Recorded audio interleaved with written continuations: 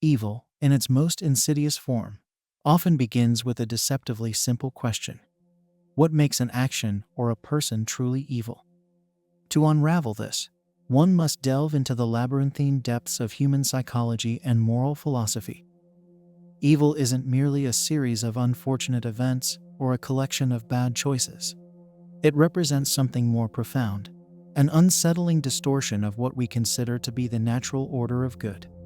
At its core, evil is a concept heavily rooted in our moral frameworks, yet it transcends these boundaries in its manifestations. To understand evil, we must first grasp its origins, its very nature.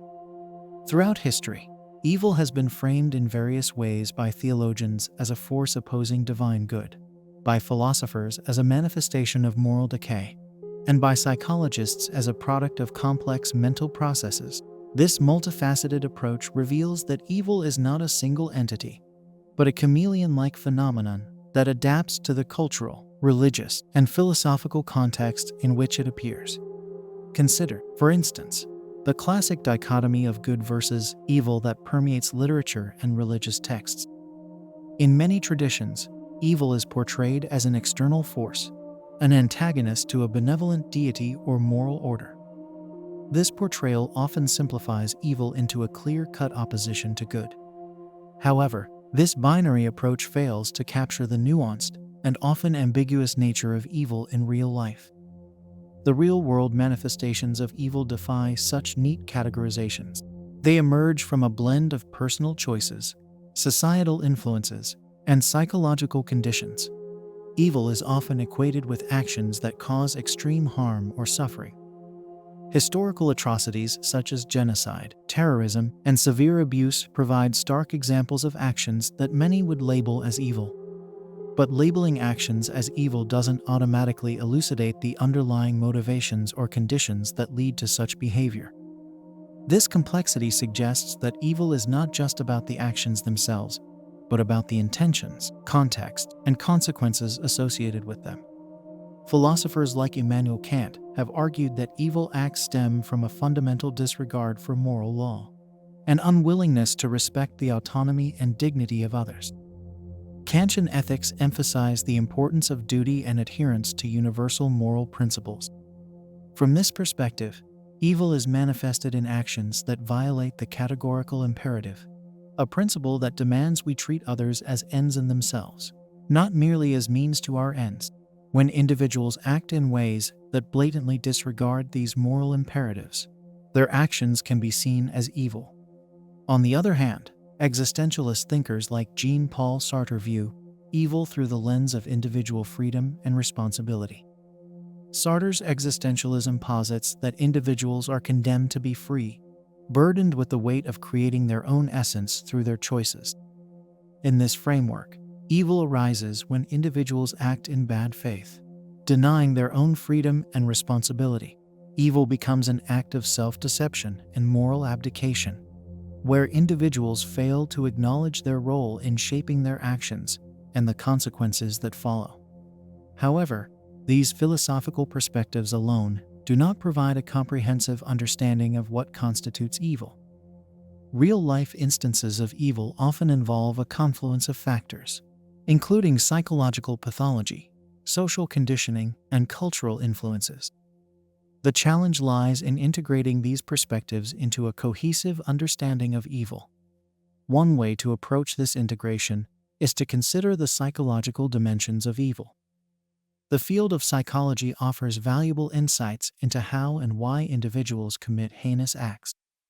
For example, research into psychopathy and sociopathy reveals that some individuals possess personality traits that predispose them to engage in manipulative, callous, and violent behavior without remorse.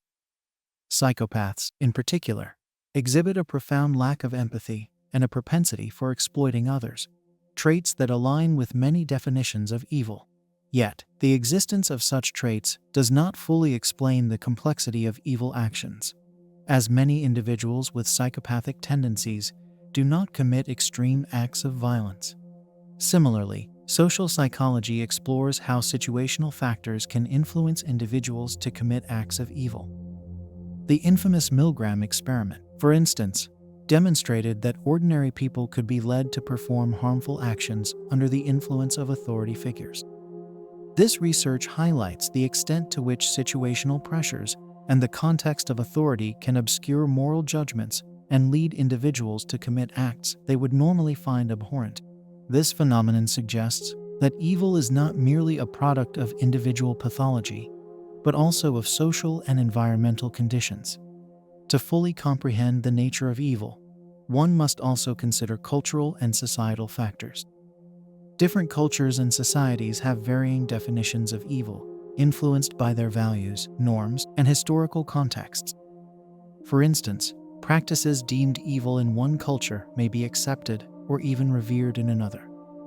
This cultural relativism underscores the idea that evil is not an absolute concept, but one that is shaped by social and historical contexts. The genesis of evil reveals that the nature of evil is not static or monolithic, but a dynamic interplay of psychological, philosophical, and cultural elements. Understanding evil requires a nuanced approach that considers the diversity of human experience and the complexity of moral judgment.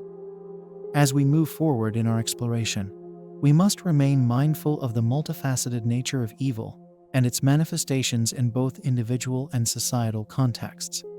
The exploration of evil delves deeper into the mechanisms through which it manifests in both individual actions and systemic structures. To understand what makes an action or person truly evil, it is crucial to examine the psychological and social mechanisms that facilitate the emergence of evil behavior. One key mechanism is the concept of moral disengagement, a process identified by psychologist Albert Bandura. Moral disengagement refers to the cognitive process through which individuals rationalize and justify their immoral actions. This mechanism allows people to commit acts of harm while maintaining a positive self-image and minimizing feelings of guilt or remorse. Bandura identified several strategies of moral disengagement, including dehumanization, displacement of responsibility, and diffusion of responsibility. Dehumanization involves perceiving others as less than human or unworthy of moral consideration. By dehumanizing victims, individuals can engage in harmful actions without the psychological burden of empathy. Historical examples, such as the dehumanization of Jews during the Holocaust or the dehumanization of prisoners in Abu Ghraib, illustrate how this mechanism facilitates the perpetration of evil acts. Displacement of responsibility occurs when individuals attribute the consequences of their actions to external sources, such as authority figures or societal norms. This mechanism allows individuals to avoid accountability for their behavior, as they perceive themselves as merely following orders or conforming to societal expectations. The Milgram experiment, which demonstrated how individuals could commit harmful acts under the influence of authority, highlights the power of displacement of responsibility in facilitating evil behavior. Diffusion of responsibility involves spreading the blame for harmful actions across a group, reducing the sense of personal accountability. In group settings, individuals may feel less responsible for their actions because they share the blame with others. This phenomenon can be observed in instances of collective violence, such as riots or massacres, where individuals act in concert with others and escape personal culpability. Another crucial mechanism is the role of moral emotions in shaping behavior. Moral emotions, such as guilt, shame, and empathy, play a significant role in regulating moral conduct. When these emotions are suppressed or manipulated, individuals may engage in actions that are contrary to their moral values. For example, individuals who lack empathy may be more prone to committing acts of violence or exploitation, as they are less affected by the suffering of others. The psychological concept of the banality of evil, introduced by Hannah Arendt, further elucidates the mechanisms through which ordinary individuals can engage in evil actions. Arendt's observation of Adolf Eichmann's trial revealed that evil can manifest in seemingly ordinary individuals who are motivated by a desire to conform to societal norms or obey authority. Eichmann's actions were not driven by a pathological desire for cruelty, but by a bureaucratic mindset and a willingness to follow orders without critical reflection. This concept challenges the notion that evil is inherent in certain individuals and instead suggests that it can emerge from routine behavior and a lack of moral awareness. The mechanisms of evil also extend to systemic and institutional factors. Systems of oppression, such as totalitarian regimes or discriminatory institutions, can perpetuate evil by normalizing harmful practices and eroding moral norms. Institutions that prioritize efficiency, obedience, or ideology over individual well-being can facilitate the perpetration of evil by creating environments where harmful actions are justified or condoned. For instance, the Stanford Prison Experiment conducted by Philip Zimbardo demonstrated how situational factors and institutional roles can lead individuals to engage in abusive behavior. Participants assigned to the role of guards exhibited cruelty and abuse toward those assigned as prisoners, illustrating how power dynamics and environmental conditions can foster evil behavior. The exploration of the mechanisms of evil reveals that it is not merely a result of inherent malevolence, but a complex interplay of psychological, social, and institutional factors. By understanding these mechanisms, we gain insight into how evil behavior emerges and how it can be addressed or prevented. However, this exploration also raises important questions about the nature of moral responsibility and the possibility of redemption for those who engage in evil actions. The philosophical exploration of evil delves into the theoretical frameworks that seek to define and understand the nature of evil. Philosophers have grappled with the concept of evil for centuries, proposing various theories and interpretations that offer insights into its essence and implications. One prominent philosophical perspective is the problem of evil, which addresses the challenge of reconciling the existence of evil with the notion of an all-powerful, benevolent deity. This problem is central to theodicy, a field of study that seeks to justify the existence of evil in a world created by a just and omnipotent God. The problem of evil raises questions about the nature of divine omniscience, omnipotence, and benevolence, and how these attributes coexist with the presence of suffering and moral wrongdoing. Philosophers such as Epicurus and David Hume have questioned how an all-powerful and benevolent deity could allow the existence of evil. Epicurus famously posed the dilemma: if God is willing to prevent evil but unable to do so, then he is not omnipotent. If God is able to prevent evil but unwilling to do so, then he is not benevolent. If God is both able and willing to prevent evil, then why does it exist? This dilemma challenges traditional notions of divine goodness and raises questions about the nature of suffering and moral evil. In response to the problem of evil, various philosophical theodicies have been proposed. For example, the free will defense, championed by philosophers such as Alvin Plantinga, argues that evil is a consequence of human free will. According to this perspective, a world with free will is more valuable than a world without it, even if it entails the possibility of moral evil. The free will defense asserts that the existence of evil is a necessary condition for the exercise of genuine moral agency and the development of virtuous character. Another philosophical approach is the concept of moral relativism, which posits that moral judgments are not absolute, but are influenced by cultural and individual perspectives. According to moral relativism, what is considered evil may vary depending on societal norms, historical contexts, and personal beliefs. This perspective challenges the idea of a universal standard of evil and suggests that moral judgments are contingent upon cultural and subjective factors. Conversely, moral absolutism maintains that there are objective moral truths that define what is truly evil, regardless of cultural or personal perspectives. Moral absolutists argue that certain actions are inherently evil due to their violation of fundamental moral principles. For instance, acts of genocide, torture, and slavery are often viewed as universally reprehensible and inexcusable, regardless of cultural or contextual factors. Philosophical discussions on the nature of evil also explore the concept of evil as a privation, proposed by Augustine of Hippo. Augustine argued that evil is not a substance or entity in itself, but a lack or absence of good. According to this view, evil exists as a perversion or distortion of the good, rather than as a positive force. This perspective suggests that evil is a deficiency in the moral order rather than a standalone entity. The philosophy of evil encompasses a diverse range of perspectives, each offering unique insights into the nature of evil and its implications for human behavior and moral judgment. By engaging with these philosophical frameworks, we gain a deeper understanding of the complexities of evil and the challenges of addressing it in both personal and societal contexts. Ultimately, the exploration of evil through philosophy encourages us to confront fundamental questions about morality, justice, and the human condition. The consequences of evil actions and the ethical considerations surrounding them are integral to understanding the full scope of what constitutes evil.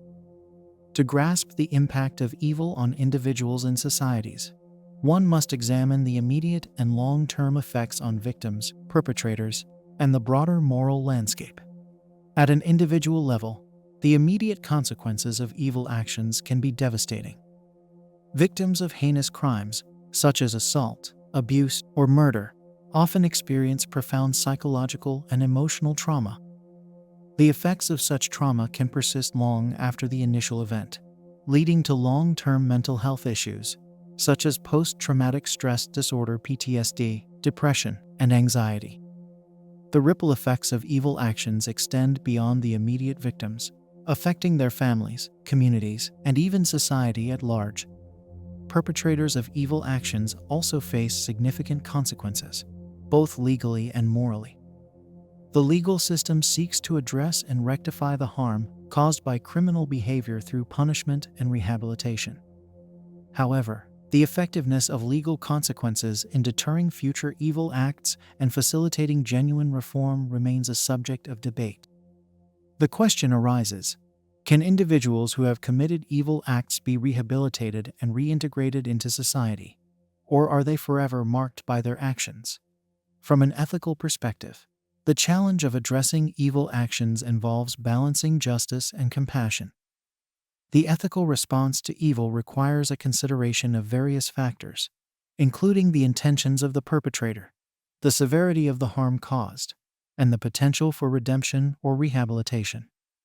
The debate between retributive justice, which emphasizes punishment and moral retribution, and restorative justice, which focuses on repairing harm and promoting reconciliation, reflects the complexity of responding to evil actions. Retributive justice aims to hold perpetrators accountable for their actions by imposing penalties proportional to the harm caused.